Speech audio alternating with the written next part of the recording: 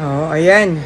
Mga anak, that's how I manage my daily tasks, okay?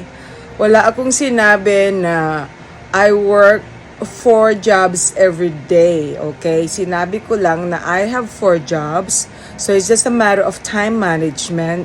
So, I work 2 jobs every day as I cashier, cage cashier right now. Actually, noong una, kasi akala ko Rio yung in-applyan ko, iba pala yung in-applyan ko noon as Rio. This is actually Caesars Entertainment, okay? That's the company that I am working with right now, okay?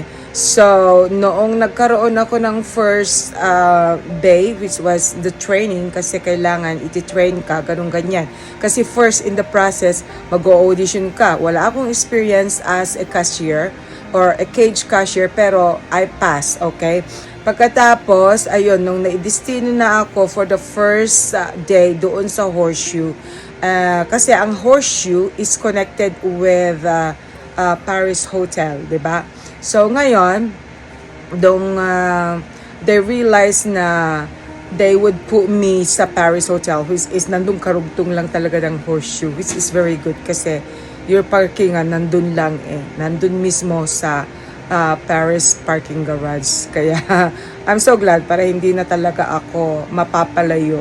Kasi sobra talagang malayo yung mga parkingan. Kaya yung work ko sa Panda Express and of course doon sa kabila as a chef, hindi ko rin masabi-sabi kung saan naman kasi yung mga parkingan nila separated doon sa building. And you know, na-post ko na rin sa video ko na I had to use my wheelchair. Ngayon, kung sasabihin ko kung saan ang mayon, baka mamaya bigla akong susundan and then I'm not going to risk my life, di ba? At least dito sa Paris Hotel, which is doon na ako na idestino, and then at least doon mismo yung parking garage. So hindi na ako magta-travel with my wheelchair sa labas, okay? At saka dito sa Binions Hotel. And that's also the reason why I keep on posting sa Binions Hotel kasi alam nyo naman na I am advertising the place as well kasi malaking bagay yon, di ba? Malaking bagay that I advertise because some of our guests ay nanggagaling din mismo sa aking mga friends o kaya social media. Pero yung mga iba kong trabaho, hindi ko pwedeng kunan ng video kasi nga naman nandyan naka-surveillance tayo. So, I'm not going to risk my work as well kasi nangyari na sa akin. Okay? Nangyari na sa akin sa California Hotel na naka-surveillance ako tapos nakita nila yung mga videos na ipinost ko at bawal na i-advertise ko. Okay. So, kanya-kanya kasing policy yan At least ang Binions, I am advertising it. And of course, nakikita nyo naman na paano ko ina-advertise. It's not, hindi yung parang sinasabotage ko yung trabaho ko or whatever. So, nakakatulong as a matter of fact. And then, dito naman sa being a cage cashier, the same thing. Naka-surveillance lahat yan. Pati yung mga chips, okay, pati yung mga pera, naka-surveillance talaga yan. Every kilos mo, especially if you are the one handling some money, every kilos mo, nakatutok ang video, as in naka-close up lahat. Ngayon, kung binidyo ko pa yung sarili ko na nagbibideo ako, diba? Pag nakita na nagbibideo ako, I should say, wala na, diba? Mawawalan ako ng trabaho. Kaya, hindi ko pwedeng kunin yung sarili ko habang nasa trabaho. So, sana maintindihan nyo yan. Kasi may nagsasabi, bakit puro na lang daw nasa sakyan ako? Kasi for me, for my own protection, for my own risk, kung gusto ko mang i-risk yung sarili ko, no. I'm not that dumb. Hindi ako nagkaroon ganitong mga trabaho kung ako'y dumb o kaya kung ako'y bobo. So, okay, tanga. Hindi. I'm not going to risk that. I already had my past experiences. Lahat ng mga sinasabi ko sa inyo dito is my past experience. Isinishare ko. Na once you have a past experience na you know it's been a mistake, kailangan baguhin. Ganun lang, di ba? We have to take precaution. We have to really think before we do something. Kaya ganun ang nangyayari. So, ngayon, because na-transfer na ako ngayon sa, which is the final, na destination ko is the Paris Hotel.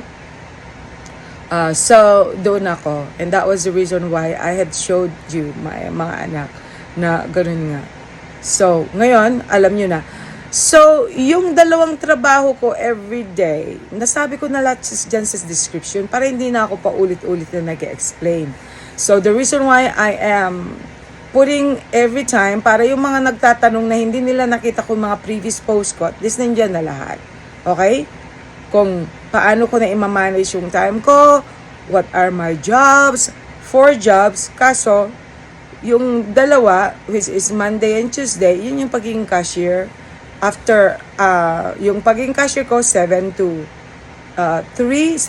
to 3 p.m. And then, of course, as a chef naman, from 4 p.m. until closing time, which is 12.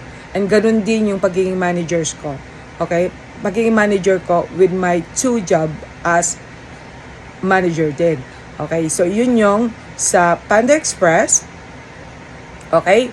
Which is from 7 to 3 then, 7 a.m. to 3 p.m. then, and then 4 p.m. until closing time din doon sa Binion's Hotel as a manager also. Okay, so ganun lang kadali, ganun lang kasimple. I didn't say na I'm working 4 jobs in one day. Wala na akong time noon kasi in every shift is 8 hours. Right? Hindi ko kaya yung 8, kulang pa nga yung isang araw pagiging 8, 16, 24, 32. 24 hours lang yung isang araw, di ba?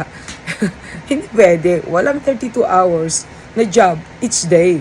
Sinasabi ko 16 hours lang. So, the rest of the hours, which is another 8 hours, yun na yung panahon para sa sarili ko, para matulog, o, di ba? Para sa aso ko. Ganun lang yun. Ganun. O, maliwanag na. O, di ba? So, hindi talaga imposible na magkaroon ka ng salary of 170,000 kung 4 yung job mo. 170,000 US dollars per year yan. Okay? Per year, hindi ko sinasabing per month. Okay? So, pag nanatili ako sa trabaho na to, then yun ang kita ko. Oh, sinasabi ko lang yun para magkaroon kayo ng idea na hindi imposibleng kumita ng malaki. It's just a matter of finding the right salaries, the right jobs, ganon. And the right companies, of course. Kasi sabi nila na, hindi daw, imposible daw talaga nakikita ako ng ganong pera. Kailangan daw maging CEO ako ng malaking company. Anong tingin nyo sa Panda Express? Anong tingin nyo sa Binion's Hotel? Di ba malaking company mga yan? O pag sinurse nyo kung magkanong kita ng mga managers na yan, malulula kayo.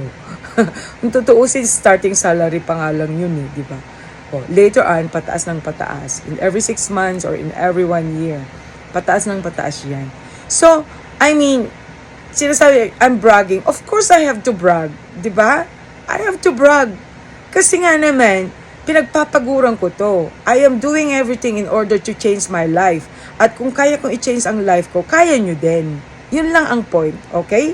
So, nothing is impossible in this world. Basta itutok mo lang kung ano yung goal mo. I-focus and go with the direction you really want to have in your life. That's it.